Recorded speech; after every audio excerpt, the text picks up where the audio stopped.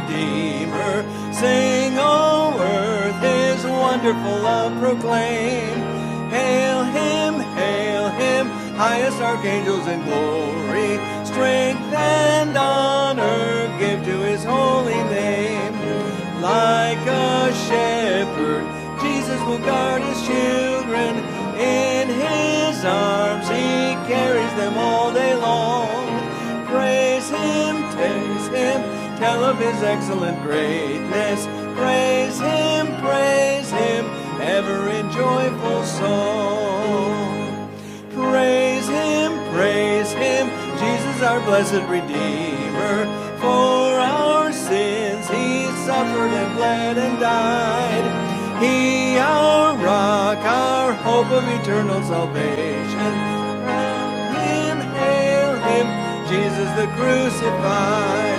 Sound his praises, Jesus who bore our sorrows. Love unbounded, wonderful, deep and strong. Praise him, tell of his excellent greatness. Praise him, ever in joyful song. Praise him, Jesus our blessed Redeemer. Heavenly portals loud with hosannas ring. Jesus Savior reigneth forever and ever. Crown him, prophet and priest and king. Christ is coming over the world victorious. Power and glory unto the Lord belong. Praise him, tell of his excellent greatness. Praise him, ever in joyful song. Naught have I gotten but what I received. Grace hath bestowed it since I have believed. Boasting excluded, pride I abase. I'm only a sinner, saved by grace. Only a sinner, saved by grace. Only a sinner, saved by grace. This is my story, to God be the glory. I'm only a sinner, saved by grace.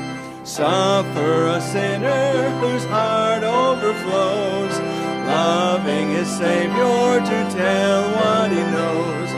Once more to tell it would I embrace. I'm only a sinner, saved by grace. Only a sinner, saved by grace. Only a sinner, saved by grace. This is my story, to God be the glory. I'm only a sinner, saved by grace. I have decided to follow Jesus. I have decided to follow Jesus. I have decided to follow Jesus. No turning back, no turning back. Though no one join me, still I will follow. Though no one join me, still I will follow. Though no one join me, still I will follow. No turning back, no turning back. The world behind me, the cross before me. The world behind me, the cross before me. The world behind me, the cross before me. No turning back, no turning back.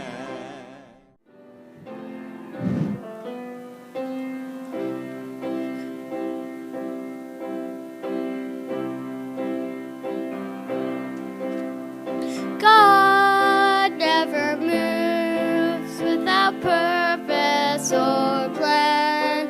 When trying a servant and molding a man, give them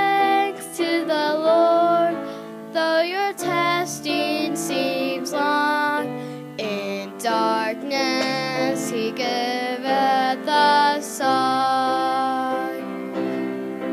Oh, rejoice in the Lord, He makes no mistake. He knoweth the end of each path that I take. For when I am tried and purified, I shall come forth as gold.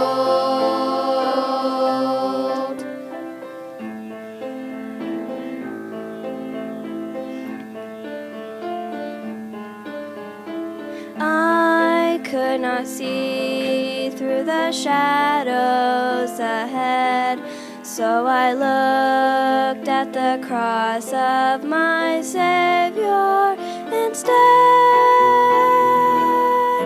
I bowed to the will of the Master that day. Then peace came and tears fled away. Now I can see testing comes from above. God strengthens His children and purges in love. My Father knows best, and I trust in His care.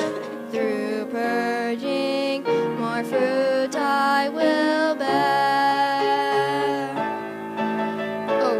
Oh, rejoice in the Lord. He makes no mistakes. He knoweth the end of each path that I take. For when I am tried and purified, I shall come forth. I shall come forth. I shall come forth as gold. I shall come as gold.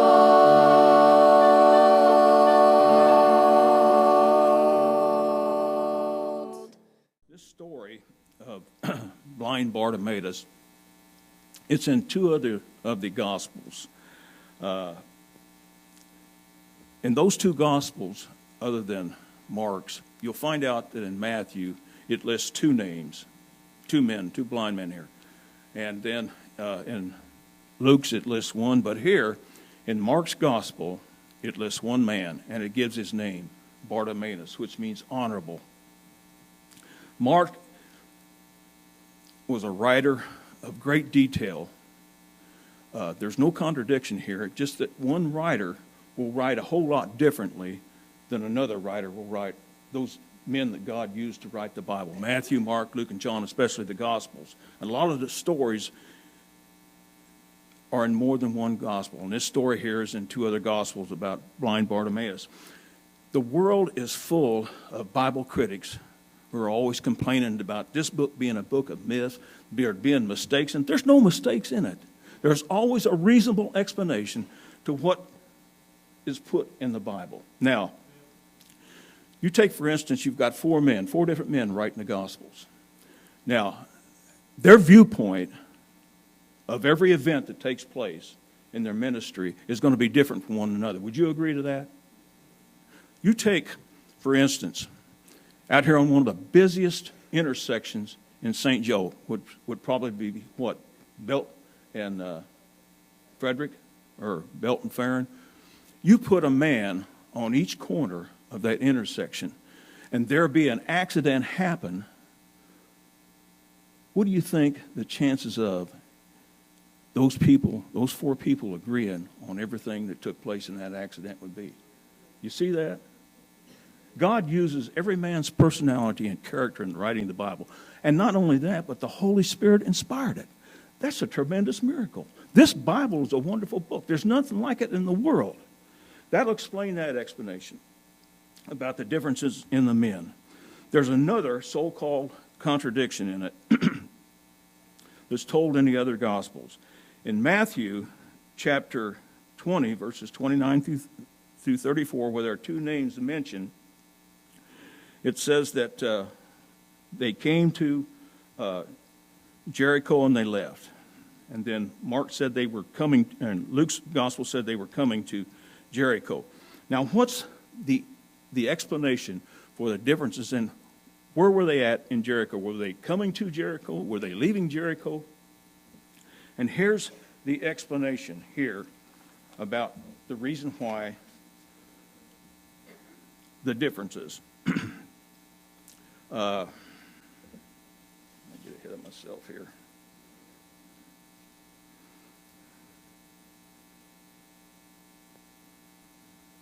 Mark 20, verse 20, or Matthew verse 20, Matthew chapter 20, verse 29. Oh, I'm sorry, folks. I'm just nervous.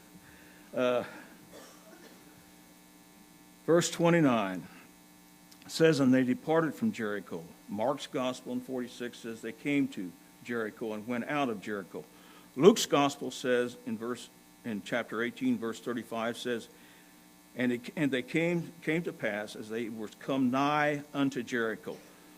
So the Bible critics will say that there's a contradiction in the Bible, but there's not. Now here's the answer to the seemingly contradictions of these three different Gospels.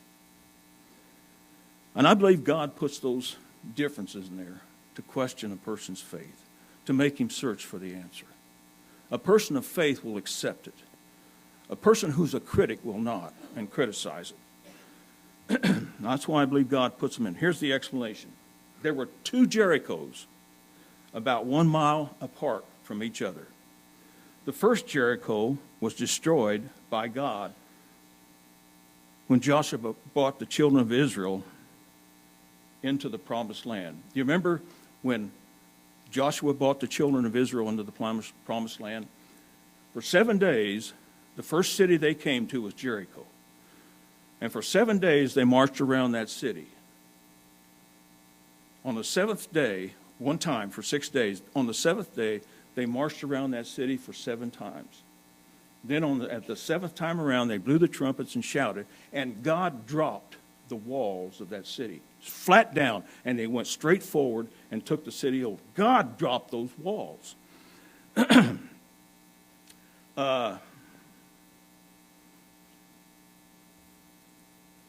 In Joshua chapter 6 and verse 26, Joshua put a curse on that city for anybody rebuilding it, okay?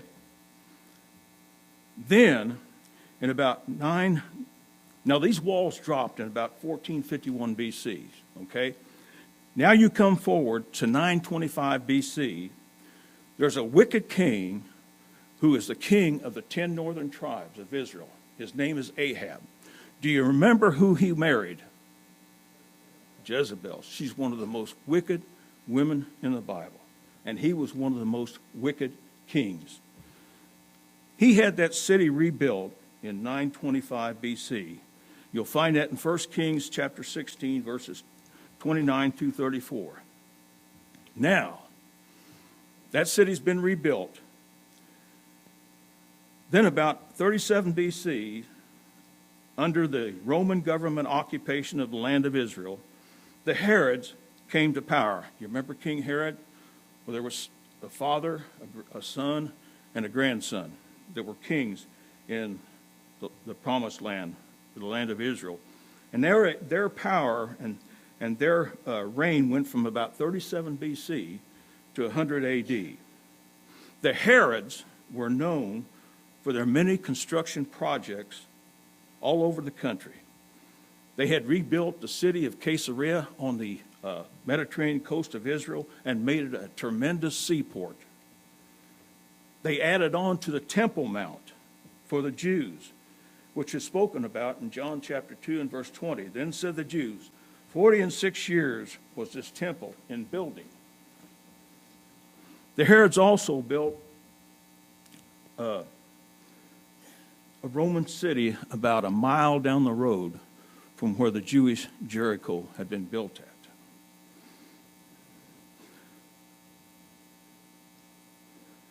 And the disciples were coming near this Herod-built Jericho. They were leaving one Jewish Jericho and going to a Roman-built city of Jericho. Now, how do I know this? In 1907, a German archaeologist by the name of Selin uncovered these two cities together. One was a Jewish Jericho, and the other one was a Roman Jericho. When archaeological finds are made, they are always backed up by what this book says every time.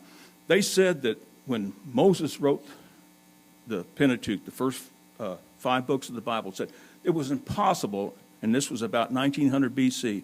It was, 1400 BC when Moses wrote it, or 15, somewhere along in there. It was impossible for him to write it because there was no known language. Lo and behold, archaeological discoveries found out that they had a language and a writing back in 2300 BC.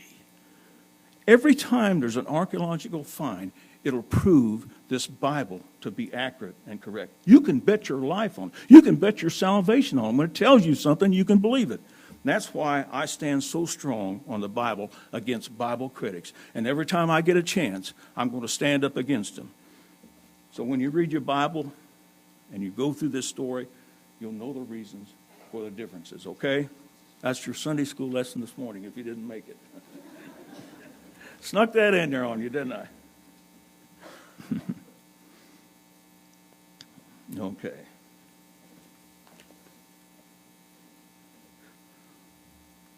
Let's go to our text now in Mark chapter 10, beginning at verse 46, and I'll read down through verse 52. And they came to Jericho, as he went out of Jericho with his disciples, and a great number of people. Blind Bartimaeus, the son of Timaeus, sat by the highway side begging.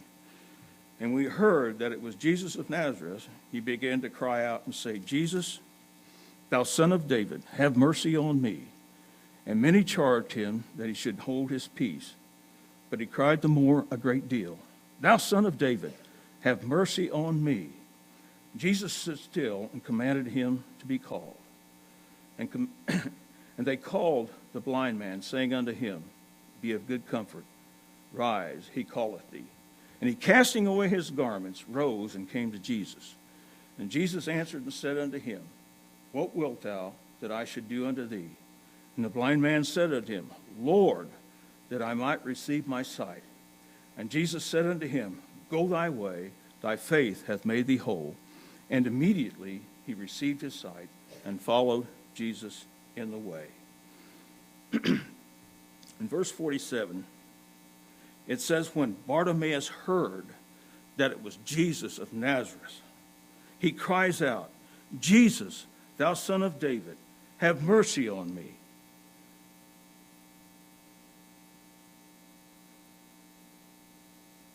And he calls out, thou son of David.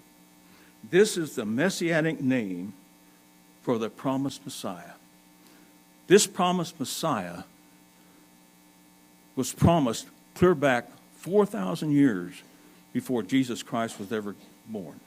Turn back with me to Genesis chapter 3.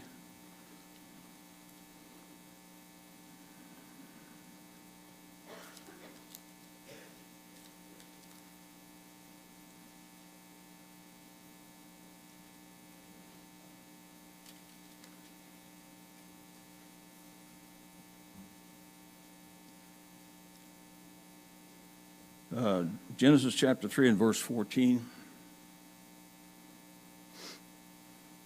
This is the promise of the promised Messiah. And the Lord said unto the serpent, Because thou hast done this, thou art cursed above all cattle. And every beast of the field upon thy belly shalt thou go, and dust shalt thou eat all the days of thy life. And I will put enmity between thee and the woman, and thy seed and her seed. Now, if you know anything about biology, and about women, you know that the woman does not carry the seed. It comes from the man. Now, what is this? This is a supernatural birth that comes about without no man being involved in it. Christ, the seed that would come and bruise the serpent's head, was put in Mary's womb by the Holy Ghost. No man was involved in it. This was a virgin, supernatural birth predicted 4,000 years before Jesus Christ was born. That's the promised seed. And he also would come through the tribe of Judah. Now, what is the tribe of Judah? It's the kingly tribe of the tribes of the nation of Israel. He would be a king coming through that. He would come through Mary's lineage and Joseph's lineage. And this is exactly what Bartimaeus had learned and heard all of his life, that there was going to be a promised Messiah coming. He couldn't see it, but he heard it. That's exactly the same way that you and I come to know Jesus Christ. Have we seen Jesus Christ? No. But it was taught to us from this Bible, and we believed it and accepted it and became children of God through faith in our Lord Jesus Christ. Amen? So he would come like a prophet of Moses. The Pharisees, do you all know who the Pharisees were? They were the high, mucky-muck religious leaders in Israel at that time. They controlled everything that went around on the Temple Mount, in the temple. I want you to turn with me to Matthew chapter 22. The next chapter back, Matthew chapter 22. And verse 41 and 42.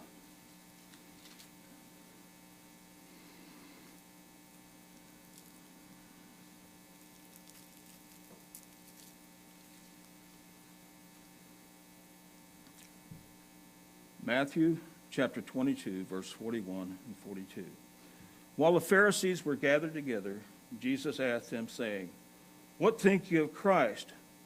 Whose son is he?" They say unto him, "The son of David." Isn't that what Bartimaeus called him? Thou son of David? The Pharisees knew exactly who he was going to be. He performed miracles. He fed 4,000 people at one time and 5,000 people at another time. He gave blind men their sight, and he rose people from the dead. The Pharisees had two seeing eyes, saw all of this, and yet didn't believe in it. Physical sight they had, and still didn't believe in. Right here, they tell us in Matthew that he's the son of David. That's who the Messiah was going to be. Bartimaeus knew it, and he cried out to him, "Thou son of David, have mercy on me." Isn't it amazing how that with two eyes that a blind man can see more than we can see? It's amazing, isn't it? I had a couple of stories I want to tell you. They're jokes. Maybe it'll loosen me up and you up. I have to tell you the jokes because maybe I don't tell jokes very good. There's a couple of guys in prison. This is not the joke. But the new guy got there, and he was in the prison cell there with his cellmate, and somebody would holler out a number, 24. Man, everybody would roar and laugh, and somebody would holler out another number, 46, and they'd roar and laugh and laughter. And the new guy says to the old guy, "What's going on here?" He said, "Oh, those are jokes." He said, "They're all numbered." Somebody just calls one out, and they all start laughing at him. He says, "Hey, can I try that?" He said, "Go ahead." He said, 51. Not a sound. He said, "Hey, what's going on?" He said, "Well, I guess some guys just can't tell a joke." Apparently he couldn't. But anyway, it's amazing how much we miss with our eyes. There's this boy, this fellow was driving down the road, and his wife was sitting next to him in the car. They were running down the highway about 40 miles an hour. And then all of a sudden, the door on the car comes open, and she falls out on the pavement. And he drives on. He doesn't even know she's gone. He gets down the road a couple of miles, and the police pull him over and arrest him for murder, vehicular manslaughter. And so he gets his day in court, and he comes before the judge, and the judge says, "You have anything to say for yourself before I pass sentence on you?" He said, "Your Honor, I didn't know she fell out of the car." He said, "She was sitting right next to you." He said, "I know, but I thought she was asleep." "You thought she was asleep?" He said, "Yeah. The only time she quits talking is when she's asleep."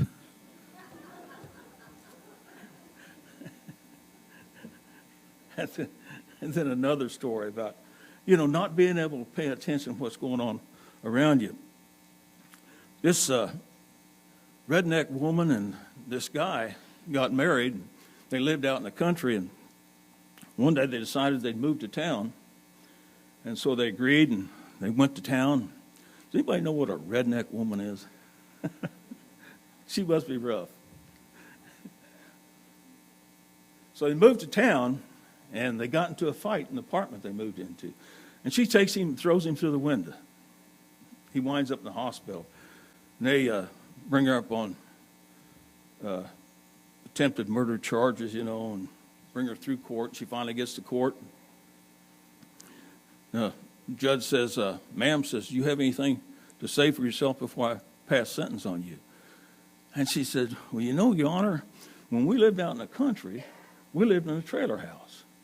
When we moved to the city, I forgot we moved into a 5-story apartment building."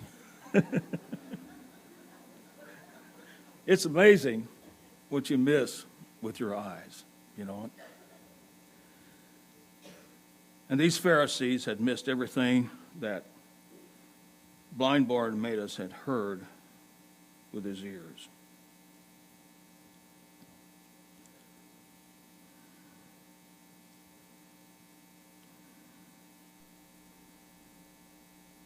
And old Bartimaeus knew that the only person in the world that could give him his sight was Jesus, the Son of God. And there back in verse 48 of our text, if you're not back there, I'll give you some time to get back there. It says, "And many charged him that he should hold his peace." Wow. After I read that, I said, you're going to find out in this life, we have in this world system, that when you start crying out for help to the only one who can help you, and that is Jesus Christ, you're going to get opposition from the worldly crowd. This crowd that was with Jesus had to be in a worldly crowd to know that this blind man needed help and told him to keep quiet and shut up. That's worldliness. That's not caring. There it says that back in verse 46, it says, "And they came to Jericho, and as he went out of Jericho with his disciples," they were with him, "and a great number of people." And this is that worldly crowd, that great number of people that was telling blind Bartimaeus to keep his mouth shut, that they didn't have time for him. But what they did have time for,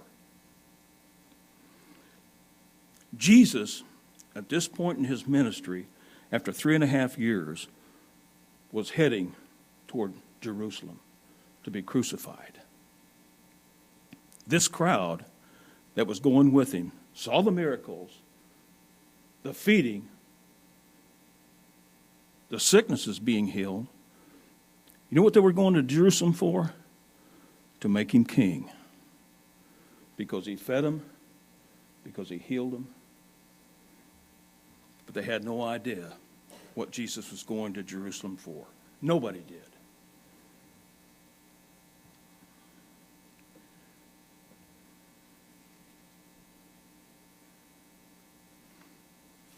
The only thing they knew is they were an oppressed nation by the Roman government.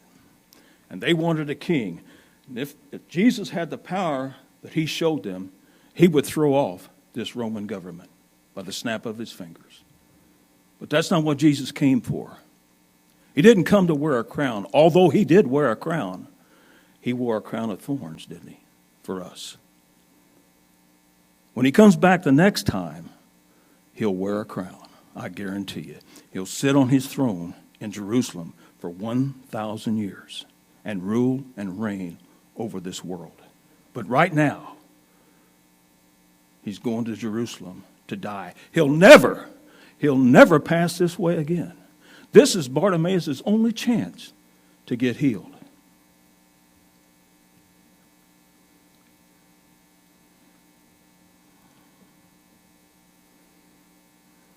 This crowd, in a few days, as Jesus rode on a colt in Jerusalem, would lay down their garments and would lay down palm leaves in the way and say, Hosanna, God who saves, and worship him. But a few days later, some of those same crowd, I'm not saying all of them, some of that same crowd would be on top of a hill outside of Jerusalem, Golgotha, and say, crucify him, crucify him. In this world, folks, I don't know if you've known it or not, or if you've learned it yet, you can go from a hero to a goat that quick. People change.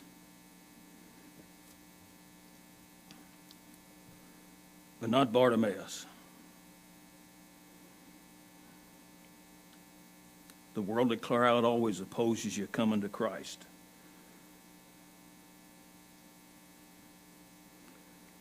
And the worldly crowd don't want to hear from you. But I'll tell you somebody who does, and that's the Lord Jesus Christ. He'll always want to hear from you.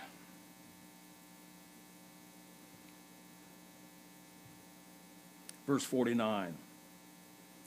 And Jesus stood still and commanded him to be called. And they called the blind man, saying unto him, Be of good comfort, he calleth thee.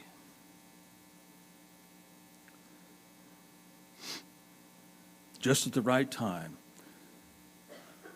the last opportunity this blind man had in his life, he cries out to him, and he won't shut up. He cries out and cries out. And Jesus stops and hears him. He calleth for thee, he says. And he, in verse 50, and he, casting away his garment, arose and came to Jesus. Do you know what? Now, there's a lot of types in the Old Testament, in the Bible, that point to events and people in the New Testament. This, throwing away the garments, throwing away his garments, is a type that points back to a scripture in the Old Testament. It's in, Isaiah 64:6. It says, all of our righteousness is as filthy rags. Do you see the pattern here? All of our righteousness, Isaiah 64:6 says, is as filthy rags. Everything we do, compared to what God is, his holiness, his righteousness, is as filthy rags. That's why none of us can ever earn our way to heaven. It has to be through God's sacrifice, his Son, the Lord Jesus Christ, and his innocent shed blood. You've got to get rid of those garments of unrighteousness. Lay it all down. You come to Jesus and admit that you're a sinner. Romans 3:23, for all have sinned and come short of the glory of God. Do you realize how hard that is for some people to say, I'm a sinner? I've never committed murder. I've never committed rape. I've never robbed a bank. I've never done this. I've never done that. Folks, if you break one of those commandments, the book of James says you've broken them all. And the ones we know about are the 10 Commandments. One of those commandments is thou shalt not bear false witness. Is there anybody that has never told a lie? That includes all of us, for all have sinned. But that's hard for some people to admit. I'm not that bad.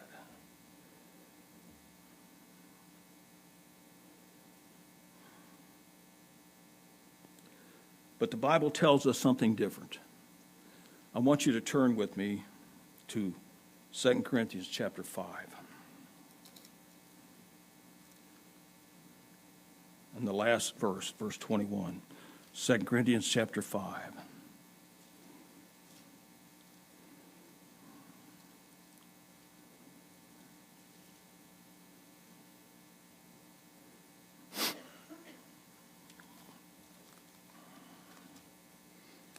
(21) 2 Corinthians chapter 5, verse 21.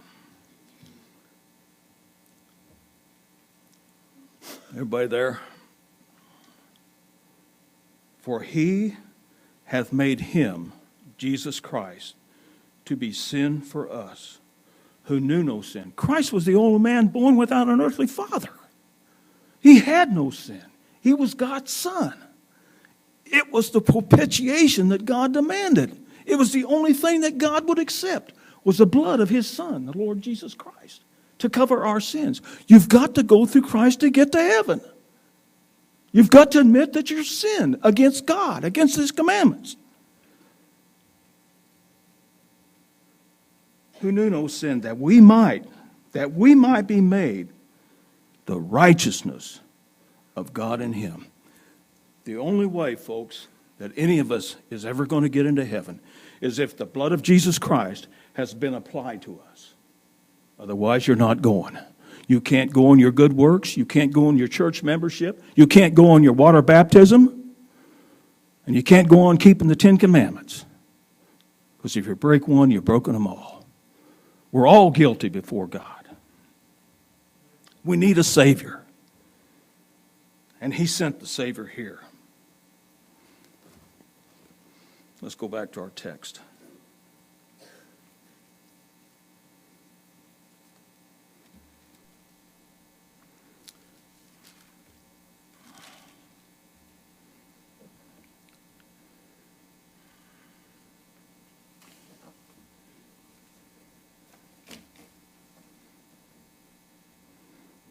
As Jesus asked him in verse 51, Jesus answered and said unto him, What wilt thou that I should do unto thee?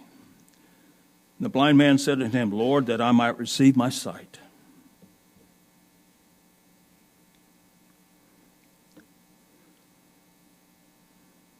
The world couldn't give Bartimaeus his sight. Only Jesus could do that. I want you to look at one word in that verse of Scripture, verse 51. Near the end there, the word L-O-R-D, Lord. He was addressing him by the highest title that anybody could name because he knew who he was, the Lord Jesus Christ. If you go back, I'll tell you, don't turn back there, to the book of Luke, chapter 23, you'll find out there that there was 2 men who died on the cross there with Jesus Christ, one on each side. They were both thieves. One of them demanded of Jesus while he hung there in the middle between them. He says, if you be the Christ, get us down off of this cross. The other thief said, wait a minute. We're here. They admitted it. He admitted it. We're here because we belong here. We broke the law. We're murderers and thieves. We belong here. But this man, pointing to the one in the middle, Jesus Christ, this man hath done nothing amiss. You know what he said then? He turned to Jesus. Never had he done one good thing in his rotten life. He turned to Jesus Christ and he said, Lord, remember me when you come into your kingdom. Jesus told him, looked at him and says, because you call me Lord, you recognize who I am. For today, you shall be with me in paradise. Just because he believed. Isn't that simple enough? Believing and receiving and getting saved. It's simple. And people try to make it hard by the things that they do. They can't do nothing to get to heaven other than trust the Lord Jesus Christ. That's all. He called him Lord. Bartimaeus calls him Lord, that I might receive my sight. Verse 52. Jesus said unto him, go thy way, thy faith hath made thee whole. And immediately he received his sight and followed Jesus in the way. You can notice something here. He got his sight. Jesus says to him, go thy way. That's not the way he went. It says there in the last 5 words of that verse, and followed Jesus in the way. He followed Christ. That's the same thing that's going to happen to every born-again child of God. When you get saved, you'll follow him. Amen?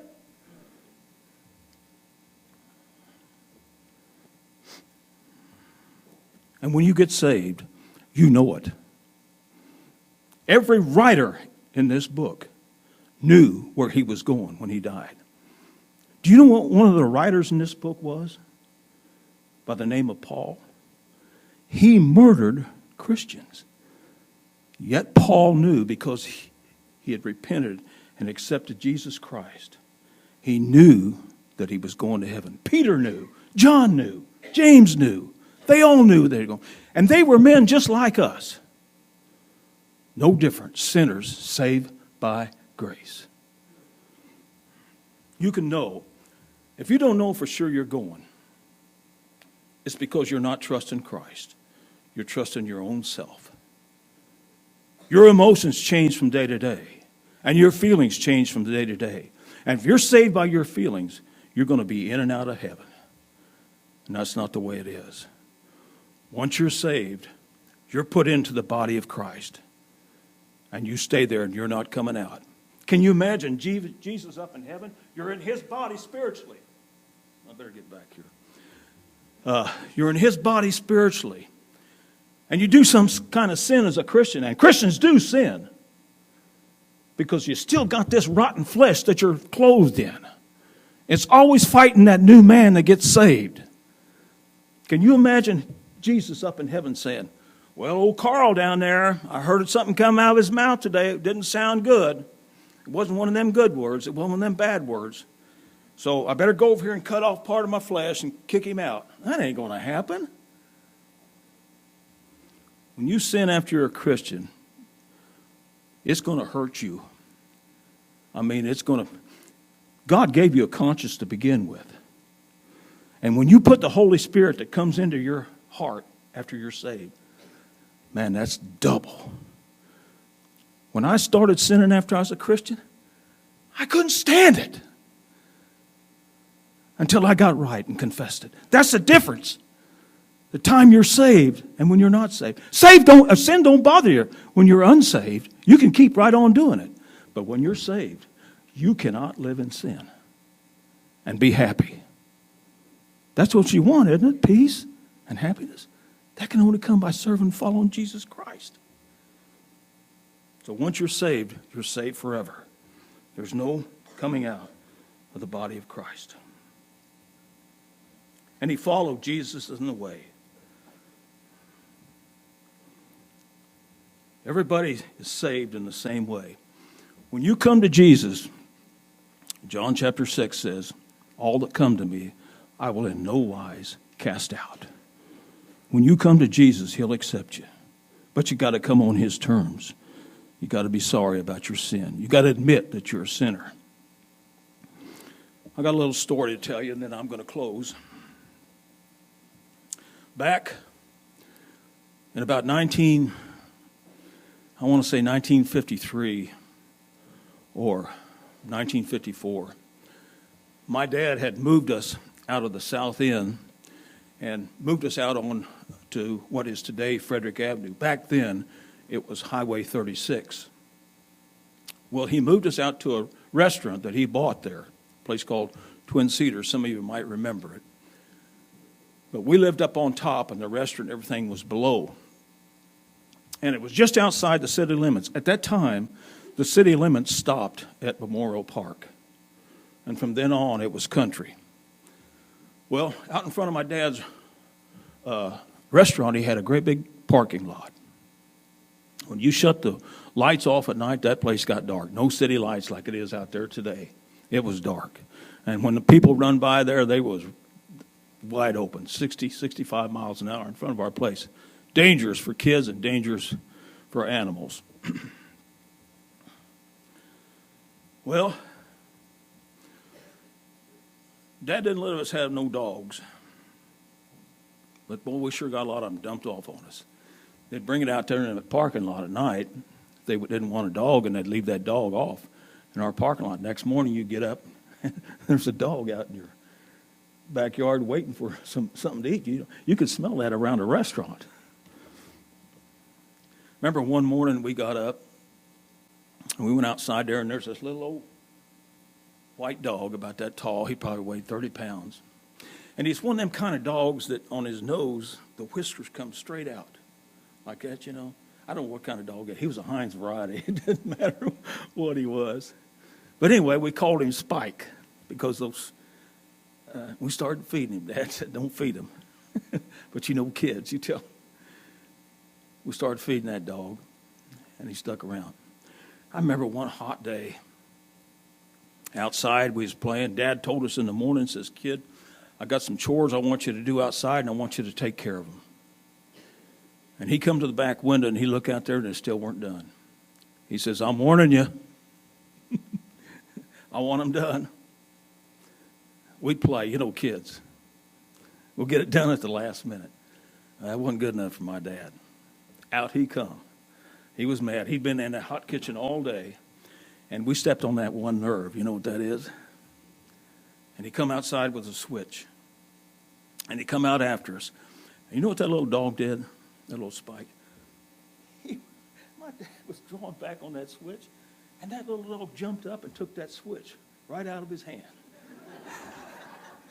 You talk about being a hero to kids. But my dad started chasing him instead of us. But that dog became a hero to us kids. I mean, we just love that dog for taking up for us. I don't know why Dad left that dog around, but he let us keep him. But you know, something started happening around our place. We'd go out in the yard. We started finding dead chickens. Do y'all know what happens to a dog when they become a chicken killer? You can't break them of that habit. We started seeing these dead chickens, and it was Spike killing our neighbor's chickens and bringing them in our yard. And you can't have that and have neighbors. One morning we woke up, and Spike was gone. Dad had to get rid of him. I don't know for sure. I can't remember whether Dad shot him or just took him out farther and dumped him off. I can't remember. But you can't have a chicken killer around neighbors who have chickens. You can't break that. It's in them and it stays in them, just like sin in us. You can't get it out but one way, and that's death. I really think Dad had to take him out and shoot him to get rid of that chicken killing nature. Folks, I'm comparing that chicken killing characteristic to our sin nature. The only way that sin nature's going to be taken care of is through death. The death of our Lord Jesus Christ. Amen.